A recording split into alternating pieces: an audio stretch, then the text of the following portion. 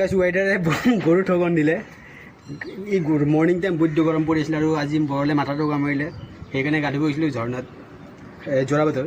তাৰপিছত মানে আমি উঠিছোঁ আৰু পাহাৰ উঠি আছোঁ, যেতিয়া পাহাৰ উঠি থাকোঁতে মোবাইল ভাইব্ৰেশ্যন মাৰিছে, পূৰা পিকৈ বিপ মাৰি পেলাই মেছেজ এটা আহিছে। মেছেজটো এইটো দেখাই আছে কি ঠাণ্ডাষ্টম হ'ব গুৱাহাটীৰ অমুক তমুক হেনতেন বৰষুণ চৰষুণ আহিব। মই কৈছোঁ এনেকুৱা মজা মানে ৰ'দ, ইমান ৰ'দত কেনেকৈ বৰষুণ আহিব। আধা ঘণ্টা গা ধুই আছোঁ মজা, আধা ঘণ্টাৰ পাছত পূৰা বতৰ ক'লা, পূৰা মানে বতাহ চতাহ বলি আছে তেনেকৈ, তুফান আহিব।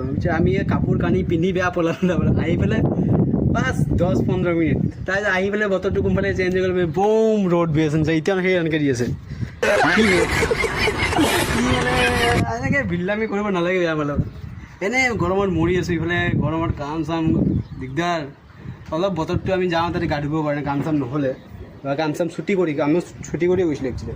কিয় এনেকৈ কৰে ইয়াৰ মাই বাপ নাই নেকি বে? কিয় ইয়াক বুজাই পাইছোঁ নল'বা কোনোবাই। মই এইবাৰ পূজা পাতল নকৰি বেছিকৈ, নহ'লে ইন্দ্ৰদেৱতাক মই পূজা কৰি ক'লোঁ হয় প্ৰকট হ'লেই আৰু অলপ চাবি নিজকে, অলপ নিজৰে ইজ্জতটো ৰাখিব লাগে।